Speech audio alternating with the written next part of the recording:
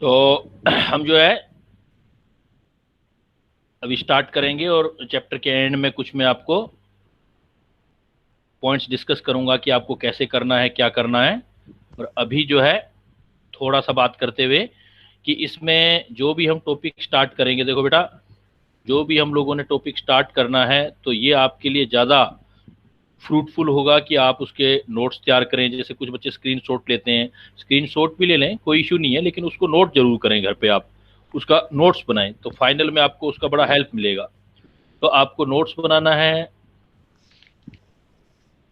जो भी चैप्टर होगा, जो भी टॉपिक होगा। उसके साथ क्या होगा कि जैसे जैसे लेक्चर होगा, अभी 1 या 2 लेक्चर के बाद हम आपको हर लेक्चर के बाद क्वेश्चन बैंक देंगे। क्वेश्चंस जो सोल्व करने के लिए देंगे उसको बोलेंगे डीपीपी। बताया गया, आपको बताया गया होगा, बताया गया है ना आप लोगों को, डीपीपी यस सर। मिलती है। Yes sir.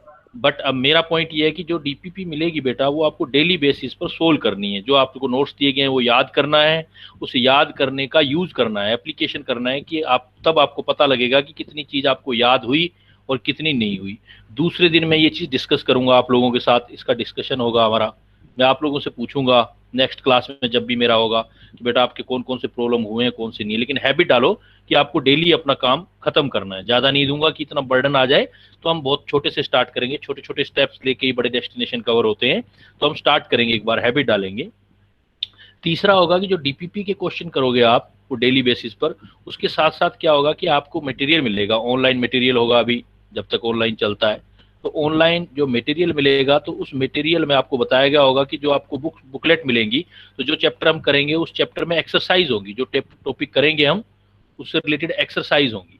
और एक्सरसाइज के बाद में फिर क्वेश्चन बैंक होंगे, लेवल्स होंगे। तो आप क्या है कि पहले एक्सरसाइज स्टार्ट कर सकते हो, उसके साथ साथ जो पीए पढ़ा, डीपीपी भी किया, एक्सरसाइज के कुछ क्वेश्चन भी कर लिए।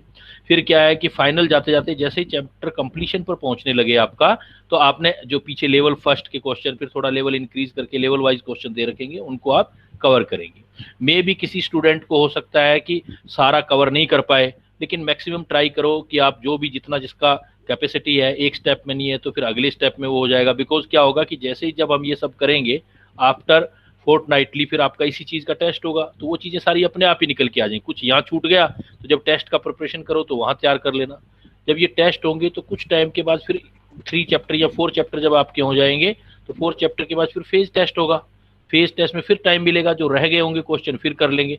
ऐसा करते करते आपका प्रिपरेशन कंप्लीट होगा। तो छोटे छोटे प्रिपरेशन मिलके आपका एक कंप्लीट बड़ा प्रिपरेशन हो जाता है। जो आपकी जो अभी डिजायर है कि आप सभी लोग किसी ना किसी डिजायर को लेकर के कंपटीशन फाइट करना जा रहे हो, क्योंकि because schooling is the different thing and competition is different thing. तो जो आपकी डिजायर है उसके लिए आप बिल्कुल डिजर्व हो जाओगे, और फिर आप कंप्लीट अपना फाइनल करोगे। तो अपना छोटे से स्टेप्स हैं, अपने छोटे सिंपल सी बातें हैं जो आपके लिए।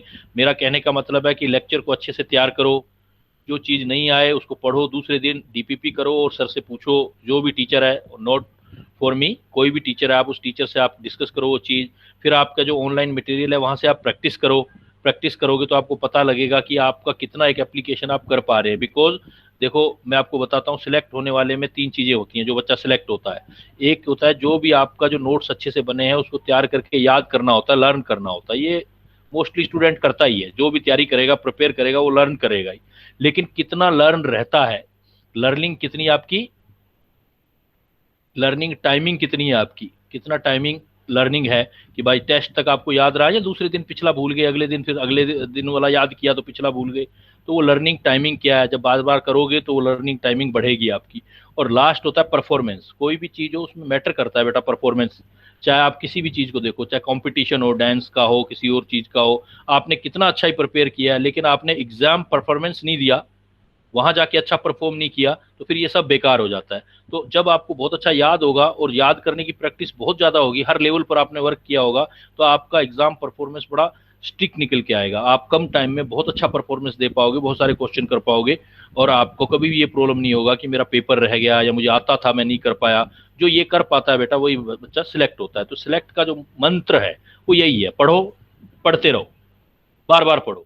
और उस पढ़ने को टाइम आने वाले, जैसे ही टाइम आने का मतलब क्या होता है, उसको परफॉर्म करना होता है। जैसे कोई आदमी आपसे पूछे भाई एटॉमिक स्ट्रक्चर आज पढ़ेंगे, आपसे पूछेगा बेटा एटॉमिक स्ट्रक्चर आता है, आप कहोगे हाँ मुझे बहुत अच्छे से आता है, मैंने बहुत अच्छे से किया है, और झट से वो क्वेश्चन किया, उन क्वेश्चन में से जो सबसे जल्दी आंसर देगा, इसका मतलब उसका परफॉर्मेंस सबसे बढ़िया है। किया तो कईयों ने, आंसर भी कईयों ने दिया, लेकिन जो सबसे जल्दी देगा, जल्दी वो देगा जिसकी प्रैक्टिस बड़ी बेस्ट होगी, उसने कई क्वेश्चन, एक क्वेश्चन को कई कई बार किया हुआ है। तो ये सारा हमारा प्रोसीजर रहेगा। इज इट क्लियर बेटा?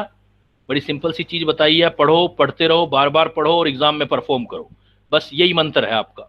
जो आप, जो भी ड्रीम एग्जाम है, you can fight and nothing can manacle you if you can do this thing. तो कोई भी नहीं रोक सकता आपको। तो लेट लेट स्टार्ट फ्रॉम, मैं एक चैप्टर स्टार्ट कर रहा हूँ, बड़ा इजी सा स्टार्ट लेते हैं अपने एक इजी चैप्टर से, जिसके बारे में पहले। हाँ हेलो हेलो। सर। हाँ सर स्क्रीन प्रेजेंट आपको दोबारा करनी पड़ेगी। बेटा थोड़ा ध्यान दो इस चीज पे प्लीज, कोई भी स्क्रीन प्रेजेंट मत करो, टाइम वेस्ट आपका ही हो रहा है, इसमें हमारा कुछ नहीं जा रहा है। तो इस चीज पे ध्यान दो, स्क्रीन पे इधर उधर हाथ मत लगाओ। विजिबल है मैडम? अब विजिबल है? इज इट नहीं विजिबल सर मैम? अब, नहीं नहीं नहीं, अभी सर अभी नहीं सर।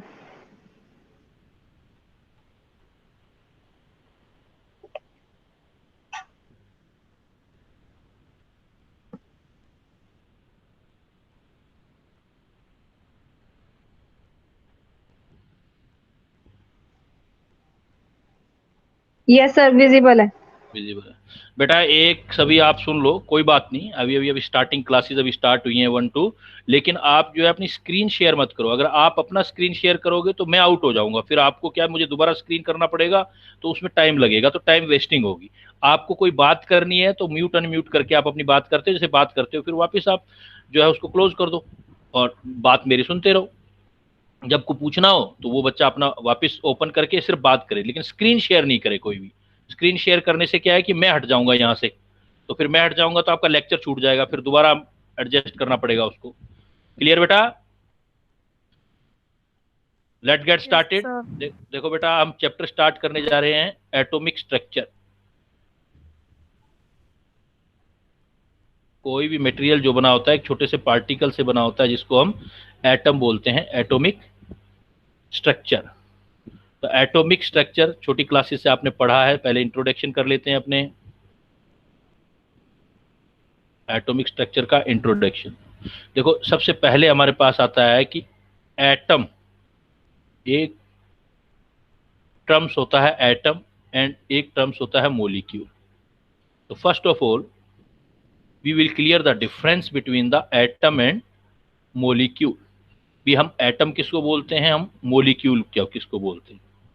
तो smallest particle of any matter which can exist independently in atmosphere is known as molecule। क्या कह रहा है बेटा? कोई भी मैटर है, कोई भी सब्सटेंस, कोई भी मैटर है, उसका सबसे स्मॉलेस्ट पार्टिकल जो आप जिसको एटमॉस्फेयर में एग्जिस्ट करा सकते हो, उसको हम बोलते हैं molecules, that is known as molecules. And फिर एटम क्या होता है? एटम क्या होता है? मोलिक्यूल से भी छोटा हो सकता है या मोलिक्यूल के बराबर हो सकता है। फर्क इतना है, सिर्फ एक वर्ड का डिफरेंस है, smallest particle of any matter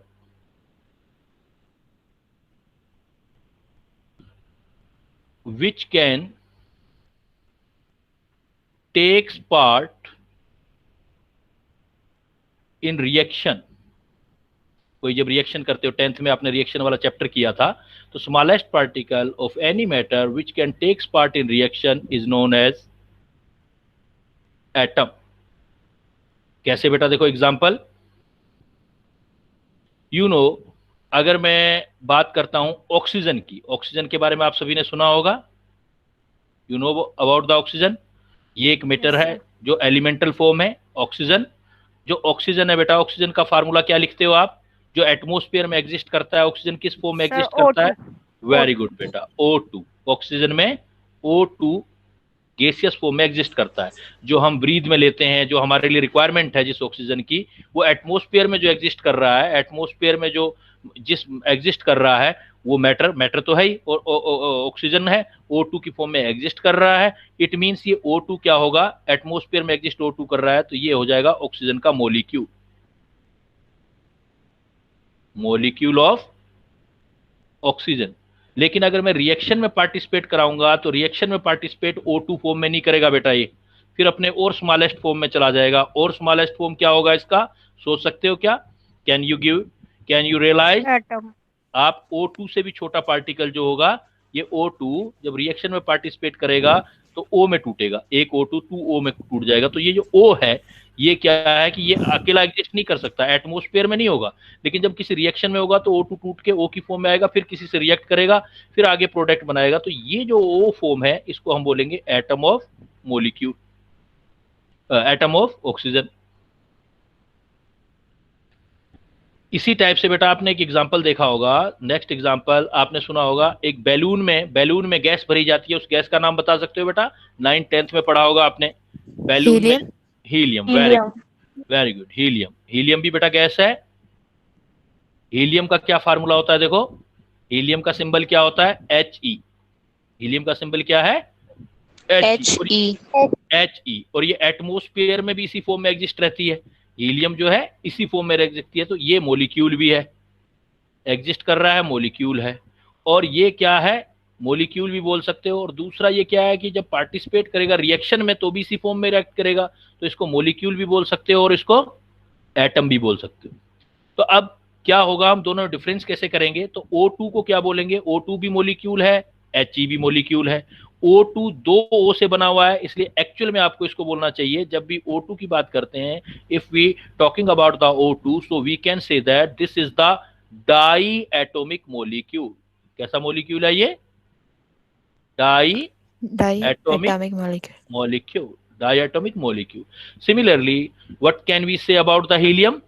helium भी मॉलिक्यूल है, लेकिन इस मॉलिक्यूल में हीलियम का वन एटम है, so it is called as mono मतलब एक, mono atomic molecule, mono atomic. Excuse me sir. Yes बेटा बोलो। सर हम इसे ऑक्सीजन को डाई एटॉमिक मॉलिक्यूल क्यों कहेंगे? क्योंकि इसके अंदर एटम कितने हैं बेटा? ऑक्सीजन के एटम कितने? ये देखो सर दो हैं। तो एक O2 में कितने एटम हुए? 2। तो 2 को सर डाई बोला जाता है, 2 को क्या बोला जाता है? डाई। Sir di. और O क्या है? एटम है, तो इसको क्या बोल सकते हैं O2 को हम? सो O2 is called di atomic molecule. Clear बेटा? और हीलियम को क्या बोल सकते हो? कितने एटम वाला मॉलिक्यूल है ये? हीलियम 1। तो अलग से मॉलिक्यूल या एटम भी बोलो तो दोनों मिला के बोलना पड़े तो हम क्या बोलेंगे? Mono atomic molecule. Is it clear? Suppose ozone सुना होगा बेटा आपने, ओजोन। अब आप आंसर दोगे बेटा, अब आप मुझे बताओगे ओजोन को क्या बोलना चाहिए हमें? एज एग्जांपल ओजोन O3 तो सिंबल हुआ, O3 सिंबल हुआ बेटा। तो O3 सिंबल हुआ, तो इसको मुझे क्या बोलना चाहिए? कंप्लीट नेम क्या होना चाहिए इसका? Triatomic. आगे भी बोलो बेटा, triatomic ozone molecule, triatomic ozone molecule. Clear? Yes बोटो बेला। सर हम सम बेसिक केमिस्ट्री नहीं पढ़ेंगे? ये पढ़ के फिर पढ़ेंगे बेटा। अच्छा सर। क्योंकि अभी आपका ये क्या है कि अभी बैच है ना, इसमें रोज रोज नए नए स्टूडेंट आते जाएंगे, तो ये चैप्टर थोड़ा इजी होगा आपको समझना। उसमें कैलकुलेशन ज्यादा है तो सारे आ जाएंगे, तो फिर उनको बीच में प्रॉब्लम नहीं आएगा ना, इसलिए हमने यहाँ से स्टार्ट कर रहे हैं हम। Okay sir. तो O3 क्या हुआ बेटा? O3 try atomic molecule. O3 क्या हुआ? Try atomic molecule. तो क्लियर है बेटा एटम और मॉलिक्यूल के बीच डिफरेंस? एक बार रिपीट कर दो, मॉलिक्यूल किसको बोलते हो, एटम किसको बोलते हो बाय डेफिनेशन? कौन बताएगा? बता दो कि what is the molecule and what is the atom, या what is the difference between molecule and atom by definition? Sir, smallest particle of any matter which can exist independently in atmosphere known as molecule. Yes, बिल्कुल correct बेटा। दोनों में क्या होगा, smallest particle word आएगा, दोनों में Yes, ही sir. Smallest Small. Particle. But smallest particle अगर एग्जिस्ट करता है एटमोस्फेयर में, then it is known as molecule, and smallest particle reaction में पार्टिसिपेट करता है, then is known as atom, then is known as atom. Clear? Next आ जाओ। Next फिर ये इंट्रोडक्शन हो गया कि एटम किसको बोलते हैं और मॉलिक्यूल किसको बोलते हैं। अब आता है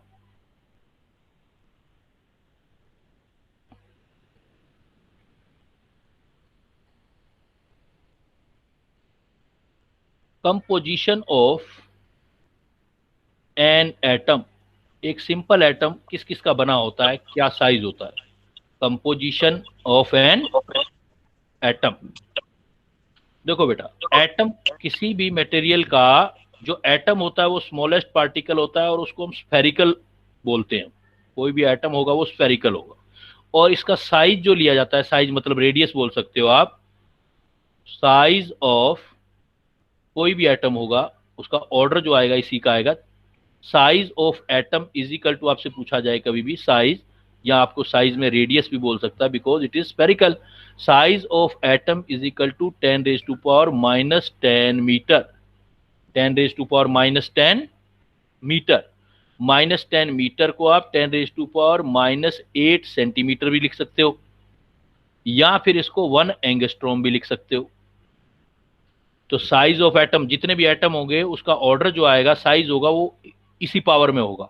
10⁻⁻10 मीटर में देखो कितना छोटा है, 10 का पावर कितना आ रहा है बेटा, देखो -10, यानी कि 0.0000001, इतना 9 बार 0 लगा के 1, तो बहुत छोटा होता है एटम बेटा। तो 10 - 10 मीटर, 10⁻⁸ सेंटीमीटर एंड 1 एंगस्ट्रोम। और कोई भी एटम होगा उसके सेंटर में एक और स्फेरिकल पार्ट होता है, छोटा सा टिन्नी पार्ट। ये सब छोटी क्लासेस में पढ़ा होगा आपने। क्या बोलते हैं इस छोटे अंदर वाले पार्ट को बेटा? Nucleus. Very correct, nucleus. Size of nucleus मतलब किसी भी एटम का जो न्यूक्लियस है उसका रेडियस निकालना हो तो वो होता है 10⁻⁻15 मीटर। ये वैल्यू याद करनी है बेटा, कंपटीशन में पूछी जाती हैं। Size of nucleus 10⁻⁻15 metre, centimetre में लिखूंगा तो 10⁻⁻13 सेंटीमीटर। और ये वैल्यू जो होती है वो 1 फर्मी के इक्वल होती है, 1 एफ या फर्मी, आप बोल सकते हो 1 Fermi. If one says what is the radius of, yeah, what is the order of radius of atom, then what will your answer? What is the radius of atom? तो आप क्या बोलोगे? 10⁻⁻10 metre. 1 angstrom unit है ना, 1 तो छोटे unit में बात करेंगे। 1 एंगस्ट्रॉम, 1 एंगस्ट्रॉम का वैल्यू मीटर में कितना होगा? 10⁻⁻10 मीटर। और सेंटीमीटर में कितना होगा बेटा? 10⁻⁻8। क्लियर? क्लियर? Next part देखो, if question is this, what is the size of nucleus, then what is your answer? 1 Fermi. 1 Fermi. तो इसका मतलब इससे देखो काफी, जो एटम है न्यूक्लियस से तो काफी बड़ा हुआ ना, क्योंकि ये है 10⁻15 मीटर, ये है 10⁻10, तो 10⁻5 का फर्क आ रहा है देखो मीटर में। तो अब देन क्या होता है, कोई भी न्यूक्लियस है, उस न्यूक्लियस के अंदर 3 फंडामेंटल पार्टिकल होते हैं। एटम के अंदर, atom contain 3 fundamental particle, 2 fundamental particle है न्यूक्लियस, और न्यूक्लियस में बेटा होता है proton and neutron. Proton and neutron, जो भी न्यूक्लियस के पार्टिकल होते हैं, जो न्यूक्लियस में पार्टिकल होता है उसको बोलते हैं बेटा न्यूक्लियॉन। न्यूक्लियॉन, न्यूक्लियॉन कौन कौन होंगे? Proton plus neutron. आपसे पूछा जाए व्हाट इज द न्यूक्लियॉन, तो पार्टिकल ऑफ न्यूक्लियस, इवन और भी कई होते हैं, मैं सिर्फ fundamental particle, I am asking only about the fundamental particle. Nucleus contain 2 fundamental particle, proton and neutron. और इसके बाहर की जो एक्स्ट्रा न्यूक्लियर पार्ट होता है, ये वाला पार्ट जो बाहर की साइड है, इसको हम बोलते हैं एक्स्ट्रा न्यूक्लियर पार्ट। जो एक्स्ट्रा न्यूक्लियर पार्ट एटम का होता है उसमें बेटा होते हैं इलेक्ट्रॉन। एक्स्ट्रा न्यूक्लियर पार्ट में क्या होते हैं? इलेक्ट्रॉन। तो इलेक्ट्रॉन, तो कंपोजिशन क्या है किसी भी एटम का? किसी भी एटम के कंपोजिशन में एक न्यूक्लियर पार्ट है जिसमें न्यूक्लियॉन है, nucleon mean proton and neutron है, और बाहर की साइड में इलेक्ट्रॉन है, and all these 3 particle are known as fundamental particle, बाकी फंडामेंटल सब पार्टिकल और होते हैं न्यूक्लियस में, मेसोन वगैरह एटसेट्रा जो है वो we will study in the nuclear chemistry या न्यूक्लियर फिजिक्स। बट यहाँ पर अपने को इन तीन का रिक्वायरमेंट है, ये बता रहा हूँ, proton, neutron and electron. Proton, neutron and electron, these are the three fundamental particle of an atom. जैसे एग्जाम में आ जाए which of the following is not a fundamental particle, तो कौन सा आंसर दोगे? इन तीनों के अलावा जो होगा, प्रोटॉन, न्यूट्रॉन और इलेक्ट्रॉन के अलावा जो होगा उसको हम जो बोलेंगे वो उसको फंडामेंटल पार्टिकल नहीं बोलेंगे, वो सब पार्टिकल होंगे सब। तो अब composition of atom, it means एक एटम का देखो साइज ये होता है, न्यूक्लियस इस साइज का होता है, न्यूक्लियन, प्रोटॉन, न्यूट्रॉन होते हैं एंड इलेक्ट्रॉन होते हैं। तो इनके आपको सिंबल आने चाहिए अच्छी तरीके से। तो यहाँ क्वेश्चंस बनते हैं एग्जाम में जो आपको काफी हेल्प देंगे। नोट, तो इसमें देखो आपका proton, neutron and electron three fundamental particle है, तो तीनों का हम थोड़ा एनालिसिस करेंगे। अब फर्स्ट पार्टिकल सपोज लेते हैं बेटा इलेक्ट्रॉन। इलेक्ट्रॉन, इलेक्ट्रॉन को रिप्रेजेंट करेंगे हम ई से। इलेक्ट्रॉन को रिप्रेजेंट किससे करेंगे हम? सपोज ये आपका पार्टिकल है, एक टेबल बना लेते हैं, याद करेंगे इजी वे में। ये आपका सिंबल है पार्टिकल का, और ये उसका सपोज हम मास ले लेते हैं, और ये सपोज हम चार्ज ले लेते हैं। तो ये वो सारी चीजें हैं जो ऑलरेडी आपने, यू हैव ऑलरेडी स्टडीड। जैसे इलेक्ट्रॉन, इलेक्ट्रॉन का मास जानते हो ना बेटा, कितना होता है इलेक्ट्रॉन का मास? इलेक्ट्रॉन का मास होता है बेटा बहुत ही कम होता है, 9.1 इंटू 10⁻31 किलोग्राम। तो 10 का पावर -31 बहुत नेग्लिजिबल वैल्यू है। ये जो वैल्यू है ये नेग्लिजिबल है। किसके कंपैरिजन में अभी बात करता हूं मैं? मास ऑफ इलेक्ट्रॉन 9.1 10⁻31 kg। चार्ज जो होता है वो चार्ज है आपका 1.6 into 10⁻19 coulomb.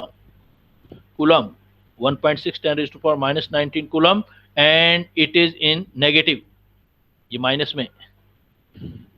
Similarly proton, next particle is proton, symbol of proton is P, and mass of proton 1.673 into 10⁻⁻, कितना होगा ये देखो 27 kg, किलोग्राम। तो अब देखो इसके कंपैरिजन में ये 10⁻⁻27 है और ये 10⁻⁻31 है, तो इसके कंपैरिजन में, प्रोटॉन के कंपैरिजन में ये नेग्लिजिबल है। प्रोटॉन के कंपैरिजन में हम वर्ड बोल देते हैं नेग्लिजिबल, लेकिन ये याद रखना ये नेग्लिजिबल वर्ड किसके कंपैरिजन में बोलते हैं? Negligible as compare to proton. Proton या एटम, तो बहुत कम है उसके कंपैरिजन में। कितना कम है वो कैलकुलेट भी कर सकते हैं। तो और जो चार्ज है वो चार्ज प्रोटॉन और इलेक्ट्रॉन का सेम होता है बेटा, बस ये पॉजिटिव चार्ज होता है, ये चार्ज है 1.6 इंटू 10⁻19 कूलम। तो ये वो चीजें हैं जो बेटा आपने ऑलरेडी पढ़ रखी होंगी। अब मैं आपको नेक्स्ट चीजें कुछ बताने जा रहा हूं, एडवांस में कुछ चीजें सीखने जा रहे हैं। अब हम देखो, अगर हम ये कहते हैं कि मास प्रोटॉन का इतना है, इस मास को हम यूनिट मास मान लेते हैं। इस मास को बोलते हैं हम, जो प्रोटॉन का मास है इसको यूनिट मास बोल देते हैं, यूनिट मास। और इसके कंपैरिजन में इसको हम नेग्लिजिबल बोल देते हैं। तो इसलिए क्या करते हैं हम, जो मास होता है वो यहां रखा जाता है। तो इलेक्ट्रॉन का सिंबल बनाएंगे तो इसका मास, प्रोटॉन का मास सपोज यूनिट, तो इसके कंपैरिजन में इलेक्ट्रॉन का मास नेग्लिजिबल। प्रोटॉन का मास यूनिट तो इलेक्ट्रॉन का मास इसके कंपैरिजन में नेग्लिजिबल। जो चार्ज है वो दोनों की वैल्यू सेम है, इसी को हम यूनिट चार्ज बोल देते हैं। मैग्नीट्यूड की बात करते हैं, ये चार्ज जितना भी है, जो वैल्यू है कितनी भी है, इसको हमने एज्यूम कर लिया यूनिट चार्ज है, तो ये भी आपका यूनिट चार्ज है। तो दोनों के चार्ज इक्वल है देखो मैग्नीट्यूड में। तो कहते हैं कि चार्ज इसका भी यूनिट है, इसका भी चार्ज यूनिट है, बस फर्क इतना है कि इसका चार्ज पॉजिटिव में है, इसका चार्ज नेगेटिव में। तो कंप्लीट इलेक्ट्रॉन का सिंबल ये करोगे आप प्रोटॉन के कंपैरिजन में। प्रोटॉन का ऐसे याद करोगे 1p1, इसका -1 E0, नीचे वाला चार्ज है, ऊपर वाला मास, आपस में कंपैरिजन में है। तीसरा होता है जो फंडामेंटल पार्टिकल है, तीसरा बेटा हमने क्या किया था, न्यूट्रॉन। न्यूट्रॉन का सिंबल है N। न्यूट्रॉन का मास अप्रोक्सीमेट प्रोटॉन के बराबर है, इससे थोड़ा सा ज्यादा है। इसका मास होता है बेटा 1.675 इंटू 10⁻⁻27 kg। तो अप्रोक्सीमेट सेम ही है देखो, ये है 1.673, ये 1.675, इसको भी अप्रोक्सीमेट यूनिट मान सकते हो।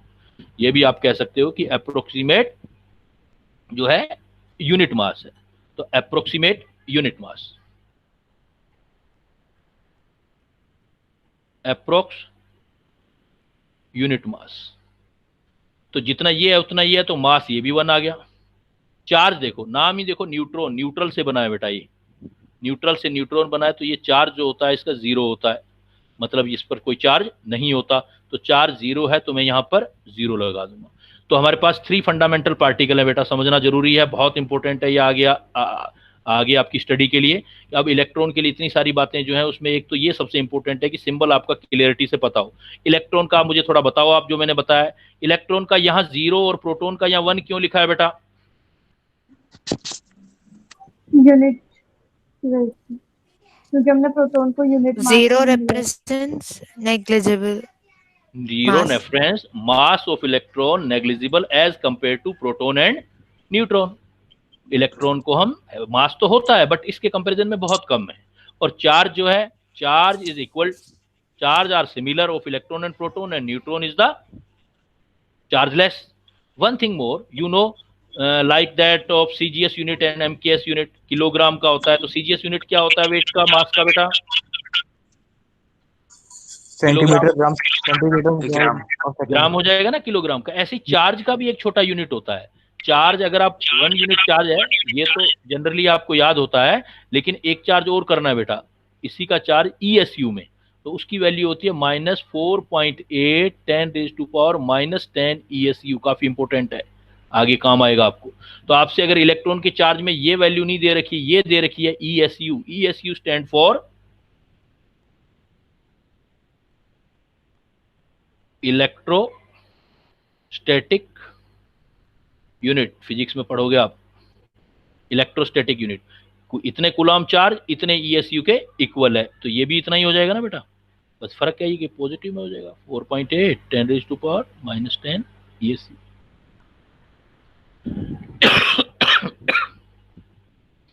अब देखो इस पेज पर क्वेश्चनिंग कैसे होगी। सपोज एज एग्जांपल देखो, सपोज मैं एक इलेक्ट्रॉन और प्रोटॉन को ऐड कर देता हूं, तो क्या बनेगा देखो।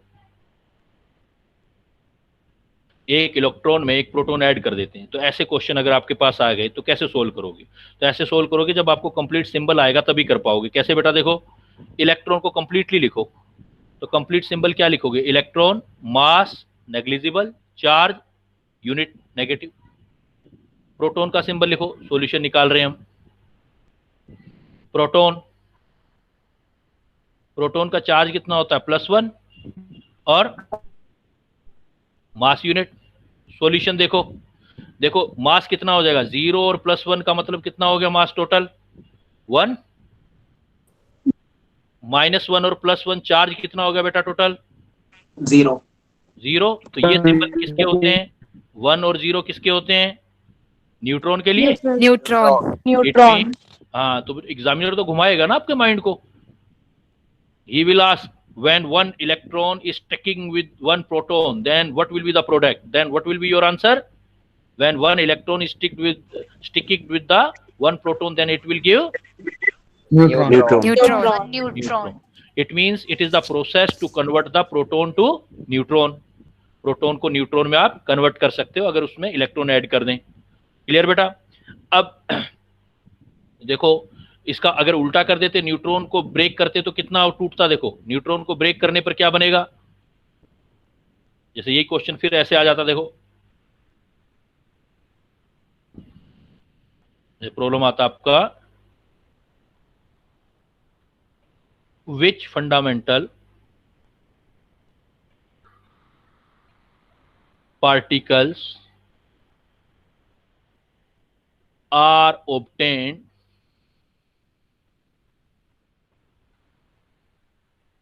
on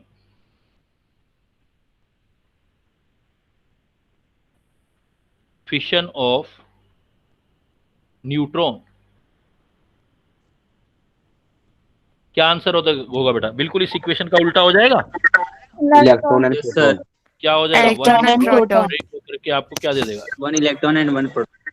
1 electron and 1 proton. बना लोगे बेटा अब इस तरह के problem? Electron proton basic Yes, पर आ sir. गए तो यस सर। देन Yes, देखो sir. Again application.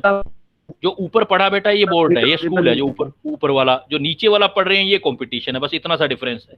अगर हम एप्लीकेशन सीख के जो हमने याद किया है वैसा का वैसा लिख के आना है स्कूल बोर्ड में जो भी आपका एग्जाम होगा। और कंपटीशन में आपने बताया हाँ बेटा क्वेश्चन ही बोलो। समझ में आया सर। कौन सा? सर विच देखो फंडामेंटल।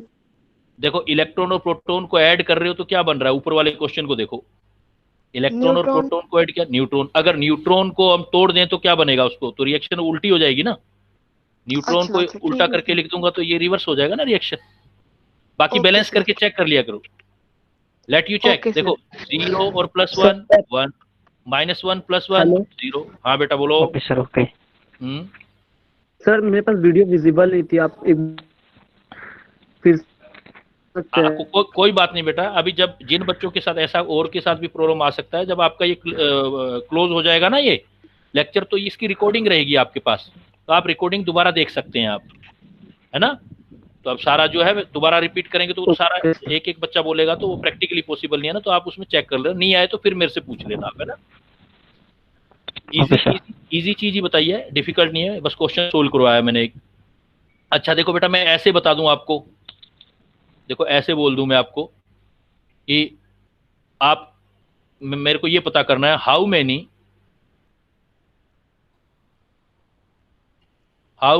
ESU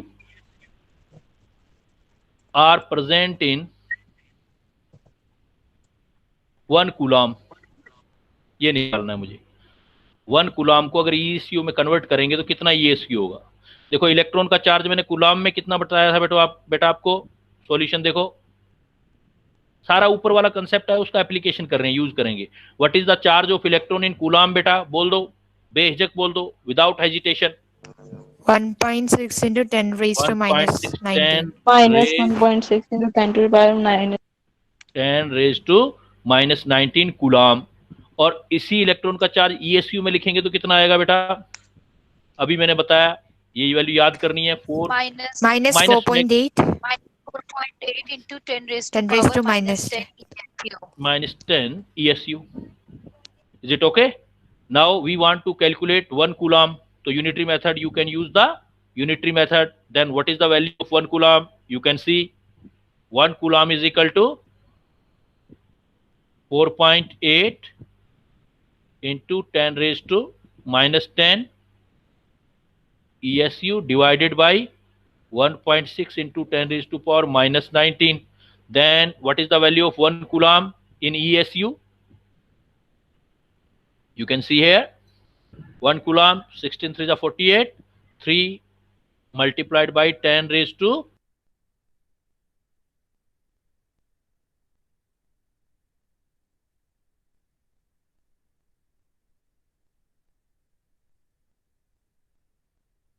सर आवाज नहीं आ रही आपकी। Sir, your voice is not audible.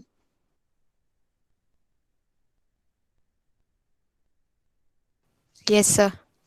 Your voice is not audible. Actually, somebody muted you.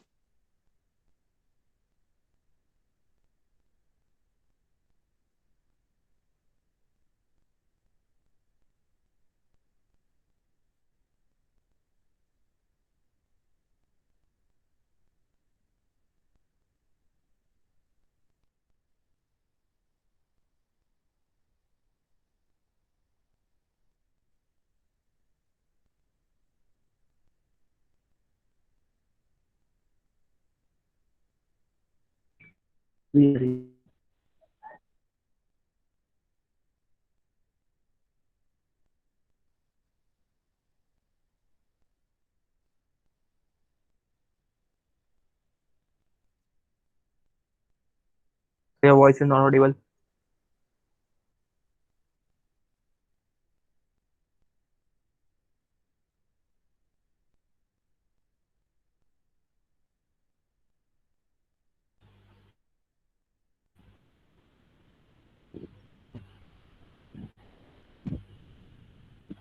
now is it audible? Hello? Yes, sir. Yeah. Yes, sir. Yes, sir. Yes, sir. I think Yes. someone mute me.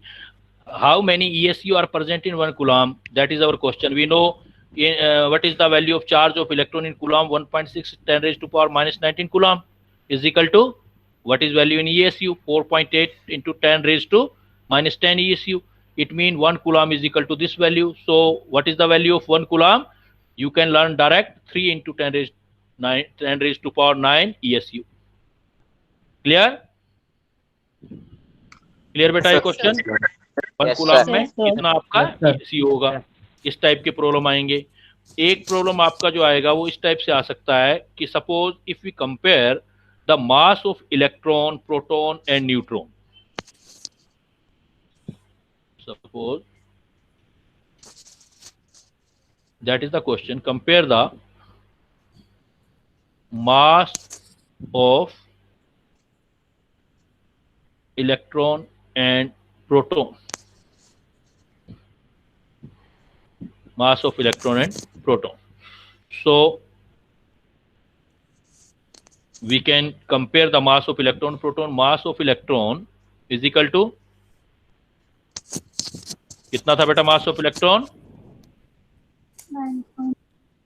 9.1 1 into 10 raised to One power into 10 minus minus 31. 31 kg. हाँ इतना था ना हमारे पास. अभी हमने किया था मास of electron. ये देखो ऊपर 9.1 10 raised to power minus 31. 9.1 10 raised to power minus 31 kg. And mass of proton is equal to 1.673 into 10 raised to power minus 27 kg. kg. अब इसको आप कंपेयर करोगे दोनों को तो मास ऑफ प्रोटॉन काफी हैवी आ रहा है आपका. मास ऑफ प्रोटॉन, तो हम क्या कर सकते हैं? In the sense of mass of proton you can write down in this way. Mass of proton is equal to 1.673 10 raise to power minus 20. इसको आप मल्टीप्लाई कर दो इस वैल्यू से और डिवाइड भी कर दो इस वैल्यू से. 9.1 into 10 raise to power minus 31 divide भी कर दो आप, तो वैल्यू में कोई फर्क नहीं आएगा ना इससे. अब ये वाला वैल्यू है जो ये मास ऑफ इलेक्ट्रॉन है, तो MP is equal to 1.673 10 raise to power minus 27 mass of electron. जब भी कंपेयर करना हो तो ऐसे कर सकते हो. ये आ गया आपके पास 9.1 10 रेज़ टू पावर माइनस 31. आप इसको ऊपर ले जाओ और कैलकुलेशन बनाओ. You can make mass of proton और ये अप्रोक्सीमेट सोल्व करोगे तो 1837 time of mass of electron आ जाएगा. तो अगर क्वेश्चन आ जाए मास ऑफ प्रोटॉन, तो mass of proton is how much time of mass of electron? 1837 times, approximate 1837 times. Similarly आप कर सकते हो, similarly for mass of neutron अगर करोगे तो वो इलेक्ट्रॉन का 1840 टाइम आ जाएगा, अप्रोक्सीमेट मास ऑफ न्यूट्रॉन. वो भी आप कंपेयर कर सकते हो, यहां से आप निकाल सकते हो. तो मास ऑफ प्रोटॉन इलेक्ट्रॉन का कितना टाइम्स होगा? देखो बेटा, मास ऑफ इलेक्ट्रॉन कितना बोलोगे? My main purpose is to कि आपका साथ के साथ याद भी होती जाए चीजें. मास ऑफ इलेक्ट्रॉन ऐसे क्वेश्चन पूछे जाएंगे तो वहां क्लास में मतलब एग्जाम में कैलकुलेट नहीं करना पड़े आपको, डायरेक्ट याद. और ऐसा रिक्वायरमेंट आ जाए, कोई अदर पार्टिकल आ जाए, देन ये तरीका भी होता है करने का. तो mass of proton is equal to 1837 time. That's why we are saying that कि नेग्लिजिबल है उसके कंपैरिजन में, बिकॉज अप्रोक्सीमेट 2000 गुना है ना, 2000 टाइम्स है अप्रोक्सीमेट. प्रोटॉन और न्यूट्रॉन का अप्रोक्सीमेट सेम है. आर यू हियरिंग मी बेटा? Yes, sir. Yes, sir. Yes, sir. So this type questions can also ask. Then एक पॉइंट और आता है बेटा, but fundamental particle, we are studying about the fundamental particle of an atom, but one another point comes here, that is the alpha particle. Sir Yes. Sir ऊपर वाली screen का screenshot लेना है. हाँ बेटा मैं इसको कर देता हूँ नीचे.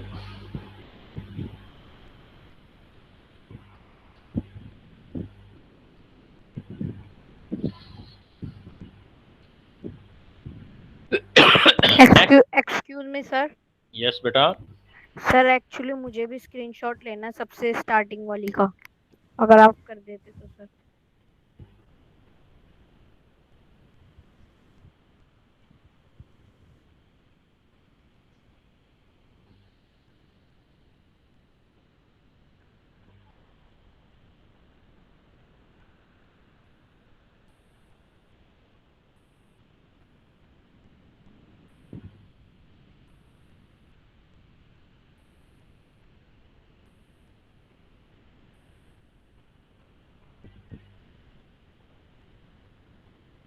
तो बेटा आप देखो, हम देखो फंडामेंटल पार्टिकल कौन कौन से हैं, बाकी बच्चे आंसर देते जाओ मुझे।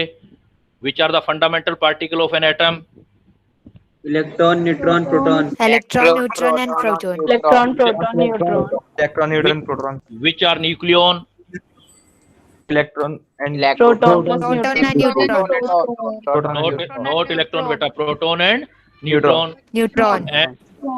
And now I am going to share another particle, that is the alpha particle. You know about the alpha particle? Anyone student?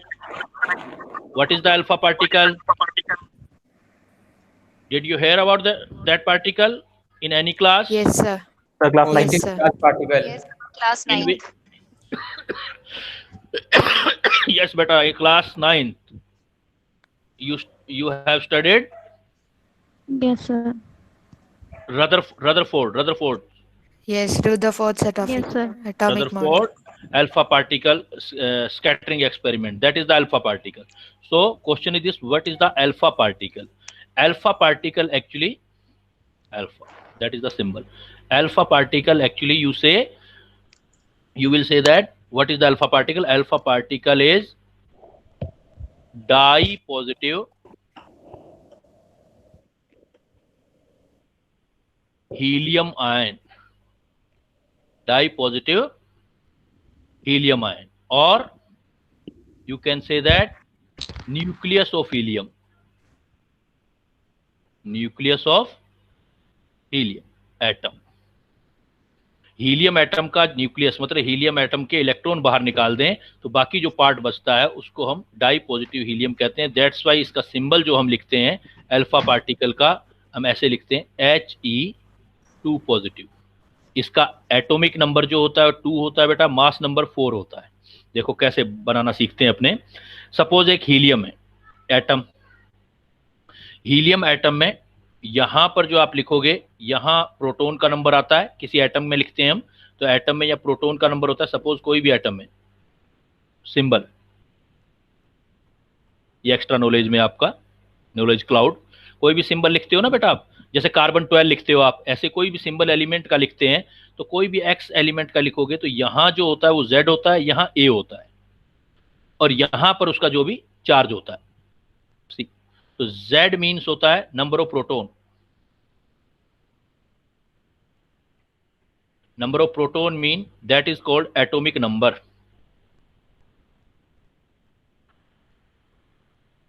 Atomic number. और यहां जो होता है that is the number of proton plus neutron, that is the P, that is the sum of proton and neutron and known as mass number.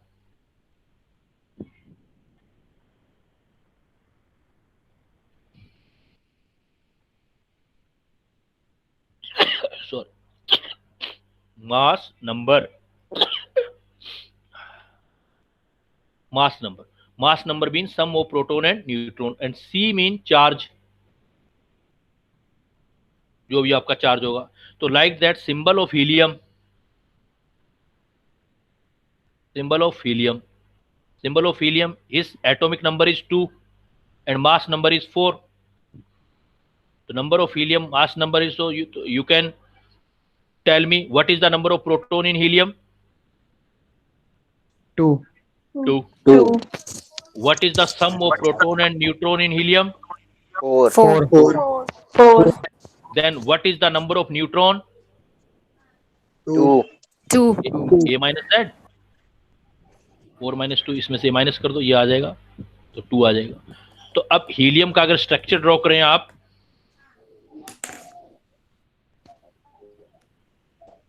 तो what is the जो description of helium क्या होगा, जैसे अभी बनाया आपने ऊपर, suppose helium atom है स्फेरिकल, उसमें ये न्यूक्लियस है, तो न्यूक्लियस में कितना प्रोटॉन होगा बेटा? 2 प्रोटॉन, 2 न्यूट्रॉन होगा, और आउटर साइड में कितना होगा? 2 इलेक्ट्रॉन। तो ये जो है आपके पास एटम बना है, ये एक न्यूट्रल विदाउट चार्ज हीलियम है। अब इसमें से ये दोनों इलेक्ट्रॉन निकाल देते हैं हम। जब दोनों इलेक्ट्रॉन निकल जाएंगे तो सिर्फ ये हिस्सा रहेगा, 2 प्रोटॉन 2 न्यूट्रॉन, बट 2 इलेक्ट्रॉन निकल गए तो चार्ज आ जाएगा +2। ये जो हो जाएगा एक तरह से, ये जो चीज है ये क्या है? न्यूक्लियस ऑफ हीलियम बोल सकते हैं बेटा इसको, न्यूक्लियस ऑफ हीलियम। तो सिंबल क्या दे सकते हैं हम? He, 2 proton, proton and neutron 4, but charge +2। तो that is the alpha particle, that is the alpha particle. Is it clear what is the alpha particle? Yes sir. सही से हल्का सा ऊपर कर देंगे एक बार आप? हाँ बेटा बिल्कुल करेंगे। What is the alpha particle? देखो what is the alpha particle, बोलो क्या होगा alpha particle? Dippositive helium ion. Nucleus of helium atom. हाँ दोनों आंसर सही है बेटा। Nucleus of helium atom is correct, dipositive helium ion is correct, और सिंबल पूछा जाएगा तो 2He4 2 पॉजिटिव है। सर इसके नोट्स नहीं मिलेंगे, मतलब पीडीएफ फॉर्मेट में नोट्स नहीं मिलेंगे इसके, अगर कुछ मिस हो जाता तो? एसएस में भी मिस हो जाता है। वो तो अवेलेबल रहेगा बेटा आपके पास, रिकॉर्डिंग जब मर्जी देखो, ऑनलाइन अवेलेबल है ना। आपका लेक्चर आपके जो ई काइट्स होगा भी 1-2 दिनों में पता लग जाएगा सारी चीजें आपको, वहीं पे आपकी प्रॉब्लम्स, वहीं पे क्वेश्चन बैंक, सारा कुछ अवेलेबल होगा। लेक्चर की रिकॉर्डिंग, जो आज का आपका लेक्चर है, ये वहां से कुछ मिस हो गया तो वहां से देख सकते हो आप। Okay sir. अब देखो बेटा आपका, अब प्रोटॉन और कंपेयर करते हैं अल्फा पार्टिकल को।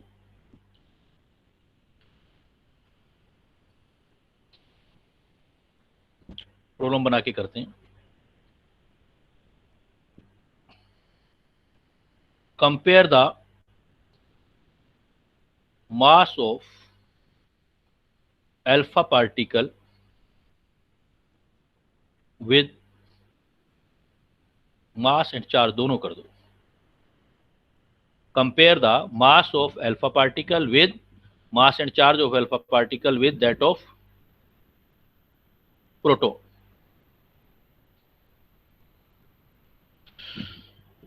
देखो सॉल्यूशन बेटा इसका। अब आप बता सकते हो जो हीलियम पार्टिकल है अल्फा पार्टिकल, तो सिंबल क्या था? देखो सारा कुछ सिंबल से सोल्व होगा बेटा। अल्फा पार्टिकल का सिंबल क्या लिखा था हमने? He2 2 पॉजिटिव, ये सिंबल था अल्फा पार्टिकल। तो अल्फा पार्टिकल का मास ऑफ अल्फा पार्टिकल प्रोटॉन के कितने के बराबर है? देखो प्रोटॉन कितने हैं इसके अंदर हीलियम पार्टिकल में, ऊपर लिखा भी था 2, तो मैं लिख सकते हैं ना, mass of alpha particle is 2 twice of mass of proton.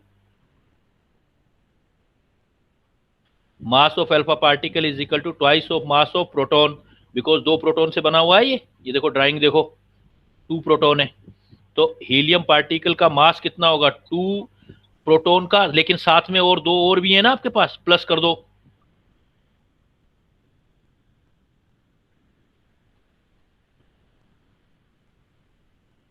Mass of alpha particle 2 mass of proton plus 2 mass of. Sir ये मास वाला पार्ट समझ नहीं आया बेटा। ये डायग्राम देख रहे हो, अल्फा पार्टिकल दिख रहा है ये? जी सर। अल्फा पार्टिकल कितनों से बना हुआ है? देखो कितने प्रोटॉन कितने न्यूट्रॉन? अल्फा 2 न्यूट्रॉन, 2 प्रोटॉन और 2 न्यूट्रॉन से बना हुआ है ना ये। Yes sir. तो इसका मास भी तो 2 प्रोटॉन और 2 न्यूट्रॉन के बराबर ही तो होगा। तो mass of alpha particle is equal to twice of mass of 2 mass of proton and 2 mass of neutron. और mass of proton approximate equal to mass of क्या होता है? न्यूट्रॉन। मास ऑफ प्रोटॉन और mass of neutron approx equal है, तो इसका मतलब इस मास ऑफ न्यूट्रॉन को भी प्रोटॉन ले सकते हो। तो mass of alpha particle approximate 4 mass of proton ले सकते हैं हम। Yes sir. क्या लिख सकते हैं हम? 4। मास ऑफ प्रोटॉन, जितना मास अल्फा पार्टिकल का मास कैलकुलेट करना हो तो कितना लिखोगे, ये अब आपके काम का चीज है, ये ध्यान रखना बेटा। देखो मास ऑफ अल्फा पार्टिकल, एक अल्फा पार्टिकल 2 प्रोटॉन 2 न्यूट्रॉन से बना होता है, उसका मास भी 2 प्रोटॉन और 2 न्यूट्रॉन के बराबर होगा। लेकिन न्यूट्रॉन और प्रोटॉन का मास अप्रोक्सीमेट इक्वल है। ऊपर लिखा था मैंने मास of proton 1.673, mass of neutron 1.675, तो अप्रोक्स इक्वल है। तो 2 प्रोटॉन और 2 न्यूट्रॉन का मास भी प्रोटॉन के इक्वल मान लें तो टोटल कितना आ जाएगा बेटा? तो क्या कह सकते हो? सो लाइन लिख भी लो, याद रहेगा। So mass of 1 alpha particle कितना होगा बेटा? Mass of 1 alpha particle is equal to, क्या लिखूं बेटा? 4 टाइम्स किसका 4 टाइम्स बेटा? 4 time of mass of proton. When ever you required, तो आप mass of alpha particle proton की टर्म में लिखना चाहो तो उसका 4 टाइम यूज कर लेना, इसका रिक्वायरमेंट आएगा भी हमें। तो mass of 1 alpha particle is equal to 4 time of mass of proton. Clear बेटा? चलूं आगे। हमें क्या निकालना था? Compare the mass of alpha particle with that of proton. एक चीज और निकालनी थी बेटा, मास के साथ साथ क्या निकालना है? चार्ज। तो न्यूट्रॉन पे तो चार्ज होता नहीं है, न्यूट्रॉन पे तो चार्ज है नहीं बेटा, चार्ज तो 2 ही है इस पर, देखो 2। तो इलेक्ट्रॉन हो प्रोटॉन हो चार्ज तो इक्वल है। तो नाउ दूसरा सॉल्यूशन, जैसे ए पार्ट हो गया, सेकंड पार्ट अल्फा पार्टिकल में लिखना है मास, चार्ज को हम सपोज लिख लेते हैं Q से, चार्ज को लिखते हैं Q से। Q ऑफ अल्फा पार्टिकल कितना होगा बेटा? 2 है ना, 2 पॉजिटिव, तो twice of charge of proton.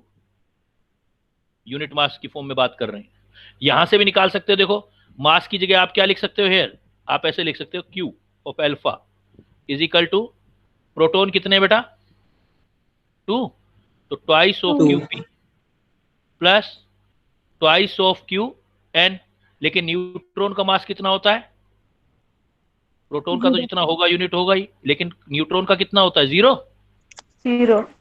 तो ये तो 0 हो गया, तो Q अल्फा कितना आ गया? Twice of QP। तो नेट रिजल्ट क्या है बेटा? कंपटीशन के लिए आपके पास क्या आ गया? क्या बोलोगे आप? Mass of charge of 1 alpha particle, बहुत simple calculation, equal to 2 times of proton charge. 2 time of proton charge. Difficult नहीं है बेटा, ध्यान से देखो। अगर आप कह रहे हो एक जो अल्फा पार्टिकल है 2 प्रोटॉन 2 न्यूट्रॉन से बना हुआ है, तो मास भी तो 2 प्रोटॉन न्यूट्रॉन के बराबर था, ये आ गया था समझ? सर तो सेम बात बेटा चार्ज के लिए भी तो लगाओगे। तो एक अल्फा पार्टिकल का चार्ज 2 प्रोटॉन के चार्ज और 2 न्यूट्रॉन के चार्ज के बराबर होगा। सिर्फ मास की जगह मैंने चार्ज रख दिया, Q रख दिया, Q का मतलब चार्ज है, लेकिन न्यूट्रॉन का चार्ज तो 0 होता है, तो न्यूट्रॉन वाला चार्ज तो आएगा ही नहीं। तो नेट रिजल्ट कितना रहेगा? अल्फा पार्टिकल का चार्ज सिर्फ किसके बराबर आएगा? 2 प्रोटॉन के चार्ज के बराबर आएगा। यस सर आ गया समझ। क्लियर ना? तो बेटा इसका मतलब नेट रिजल्ट क्या याद रख सकते हो आप? नेट रिजल्ट मीन बेटा, जो मैं नेट बोल रहा हूं ना, नेट मतलब नोट बोल रहा हूं मैं, नोट या नेट, तो नेट रिजल्ट क्या है? सो क्या लिखोगे बेटा? Charge of 1 alpha particle, charge of 1 alpha particle is equal to, क्या लिखना पड़ेगा बेटा हमें? Equal to very good, 2 times of charge of proton. Clear? तो बेटा जो स्पेशली जो मैं नोट करके लिखवा रहा हूं, इसका मतलब ये नोट ही कमाओगे, इससे आप आगे चल के लाइफ में आपके कंपटीशन में यहीं से क्वेश्चन बनने वाले हैं। जैसे मैं एक बार फिर रिपीट कर रहा हूं आपसे, what is the alpha particle? Nucleus of helium. Nucleus of dipositive helium ही है, और डाइपॉजिटिव हीलियम, डाइपॉजिटिव, जो ऑप्शन होगा वो दे दोगे आप। क्लियर? अब मैं ये पूछता हूं कि compare the mass and charge of 1 alpha particle with proton, क्या बताओगे? Mass of alpha particle mass is of equal to 1 the alpha 4 times particle is equal to 4 times the mass of proton. Mass of proton, ये मास का हो गया। Charge कैसे बताओगे? Charge of 1 alpha particle is equal to 2 times of charge of proton. Clear बेटा? अब मैं बिल्कुल ऐसे बात करते हैं जैसे घर में बैठे हुए खाना खाते हुए बात करते हैं। मैं कहता हूँ एक अल्फा पार्टिकल का मास प्रोटॉन के मास से 4 गुना होता है, 4 टाइम्स होता है। एम आई राइट? एक अल्फा Yes, sir. क्या गलती की मैंने सर 4 2 टाइम्स होता है, आप 4 टाइम्स बोले। क्योंकि मास होता तो क्या होता 4 टाइम्स। 4 टाइम्स होता। We can say that mass of one alpha particle is 4 times mass of proton. But if we talking about the charge, then it is 2 times of charge of proton. Clear, beta? Yes, sir. That is the very familiar question, propitious question for examiner. I am giving you.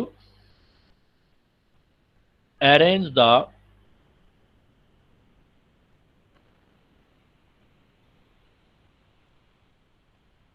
increasing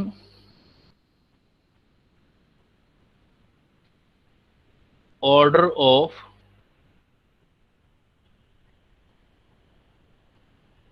charge to mass ratio of following particle. Number 1 electron, number 2 मैं ऐसे लिख देता हूं, charge to mass ratio, वैसे डाल देते हैं, सही है वो वाला तरीका। इलेक्ट्रॉन जो पढ़े हैं वो सारे लगा देते हैं, proton, neutron and alpha particle. It is very propitious example, very favorable question for examiner. Arrange the increasing order of charge to mass ratio following particle. Electron दे रखा है, प्रोटॉन दे रखा है, न्यूट्रॉन दे रखा है, अल्फा पार्टिकल दे रखा है। इन सबको चार्ज और मास रेशियो में इंक्रीजिंग ऑर्डर में बैलेंस करना है आपको, अरेंज करना है। तो देखो कैसे सॉर्ट आउट करेंगे। और मतलब कर तो हर कोई लेगा याद करने के बाद, जितना जल्दी करते हो इट डज मैटर बेटा। देखो सबसे पहले हम मान लो charge to mass ratio of electron निकालते हैं, charge to mass ratio of electron. दूसरा लेते हैं charge to mass ratio of proton लेते हैं। थर्ड ले लेते हैं अपने charge to mass ratio of neutron. और फोर्थ ले लेते हैं बेटा charge to mass ratio of alpha particle. सबसे पहले इसको सोल्व करो। देखो आप charge to mass ratio of electron, तो इलेक्ट्रॉन का मास क्या एज्यूम करते हैं हम, कितना लेते हैं बेटा?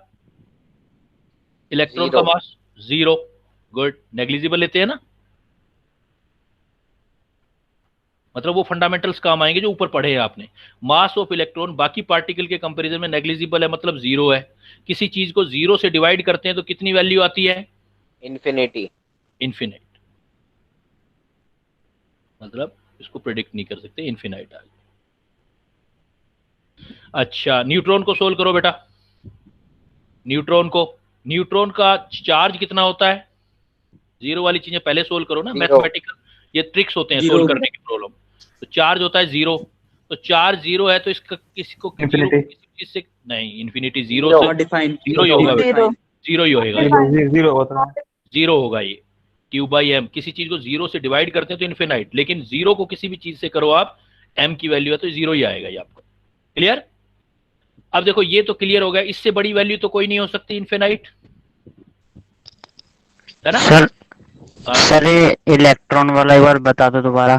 बेटा किसी भी चीज को मैथमेटिक्स में 0 से डिवाइड किया जाता है तो वो इन्फिनाइट होती है।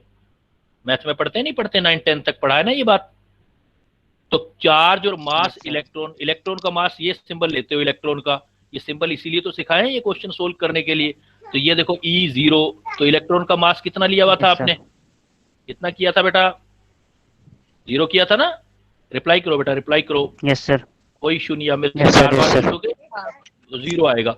तो तभी मैं कह रहा हूं कि इलेक्ट्रॉन का मास 0 रखेंगे तो इसका मतलब चार्ज, ये चाहे कोई भी वैल्यू, लेकिन 0 से डिवाइड करोगे तो आंसर कितना आएगा इसका? इन्फिनाइट आ जाएगा ना? इन्फिनाइट है ना? और इधर देखो चार्ज और मास आएगा सर। और इधर देखो न्यूट्रॉन वाले केस में, देखो बेटा न्यूट्रॉन वाले केस में, न्यूट्रॉन के केस में Q की वैल्यू कितनी है? 0। अब 0 को किसी से भी आप डिवाइड करते रहो, आंसर क्या आएगा? 0। 0 इसका मतलब Zero. ये मैक्सिमम ये हो गया ये इलेक्ट्रॉन जीरो वाला, सर। है ना, और मिनिमम ये हो गया। अब यस आगे सर, यस सर। प्रोटोन वाला इतना ही रखते हैं जितना है, इसको सपोज हम रख देते हैं इतना ही रखते हैं, charge of proton plus mass of proton रख देते हैं। कुछ वैल्यू आएगी क्योंकि ये भी कुछ वैल्यू है, ये भी कुछ वैल्यू है। अल्फा पार्टिकल अभी अभी बताया था बेटा मैंने, अल्फा पार्टिकल चार्ज जो होगा, एक अल्फा पार्टिकल का चार्ज प्रोटोन से कितना टाइम्स होगा? 2 times. 2 टाइम्स। तो यहाँ लिख सकता हूँ 2 2 times. Times of charge of proton. We can write here charge of 2 times of charge of proton divided by mass भी अल्फा पार्टिकल का प्रोटोन की टर्म में लिख दो बेटा, 4 टाइम्स अल्फा पार्टिकल के ये वैल्यू आई। तो इसको कैंसिल करूंगा तो ये कितनी रह जाएगी? 0.5. हाँ, तो ये बड़ा हुआ या ये बड़ा हुआ? ये आया 1 QP अपॉन MP, ये आ गया हाफ QP अपॉन MP। कौन सा बड़ा हुआ? 1 QP upon MP. 1 QP upon MP। Very simple. हम तो कुछ रट तो रहे ही नहीं, हम तो सारा कैलकुलेशन से देख रहे हैं। तो charge to mass ratio proton का ज्यादा आएगा या अल्फा पार्टिकल का बेटा? Proton. प्रोटोन का ज्यादा आएगा। और इधर ये क्लियर हो गया था कि सबसे मैक्सिमम वैल्यू कौन सी होगी? इलेक्ट्रॉन की। और सबसे मिनिमम किसकी होगी? Neutron. न्यूट्रॉन की मिनिमम होगी बेटा, न्यूट्रॉन की मिनिमम होगी। तो इसका मतलब अब आपको इंक्रीजिंग ऑर्डर चलना है तो सबसे कम किसका रखोगे charge to mass ratio? Neutron का। अपॉन m न्यूट्रॉन जो रहेगा वो सबसे कम रहेगा। उससे ज्यादा किसकी वैल्यू आएगी बेटा? Alpha particle. Alpha particle. Nice. Q upon m alpha particle. उससे ज्यादा किसकी आएगी बेटा? Proton. Q upon m charge to mass ratio proton. और सबसे ज्यादा किसकी आएगी? इलेक्ट्रॉन। इलेक्ट्रॉन। तो न्यूट्रॉन कौन से नंबर पे था? थर्ड। तो आंसर क्या रिपोर्ट करोगे एग्जाम में आप? थर्ड से ज्यादा 4, फोर्थ से ज्यादा प्रोटॉन वाला सेकंड एंड फर्स्ट। क्लियर? अब क्या है कि ये इतनी बड़ी कैलकुलेशन है, सपोज एग्जाम में आप एक तो वैल्यू करके करते तो बहुत लेंदी हो जाता क्वेश्चन, एक थोड़ा सा ट्रिक करके कर लिया कि भाई जीरो कहाँ है वो देख के हमने बना लिया, थोड़ा आइडिया लगा लिया ज्यादा किसका होगा कम किसका होगा, मिडिल में कौन आएगा। And now I am asking you कि आप डायरेक्ट याद रखो ना, यही क्वेश्चन तो रिपीट करेगा और कौन सा क्वेश्चन करेगा। तो चार्ज ध्यान रख लेना, ये चार्ज टू मास रेशियो है, मास टू चार्ज दे सकता है वो, तो उल्टा कर देना है। अभी हम बात किसकी कर रहे हैं? We are talking about the charge to mass ratio. Charge to mass ratio. Then what will be your answer with close eyes? क्या आंसर होगा? इंक्रीजिंग ऑर्डर सब charge to mass ratio minimum किसका होगा? न्यूट्रॉन।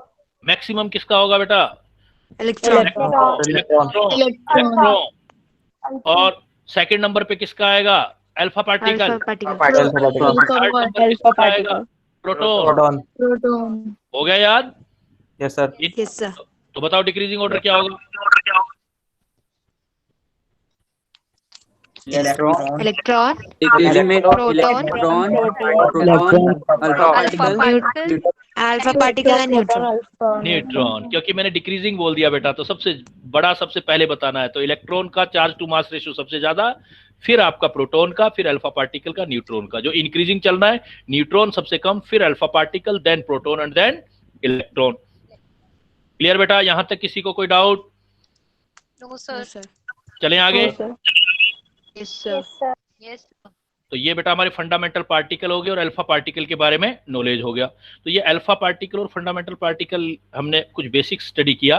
तो actual में क्या है कि यहां पर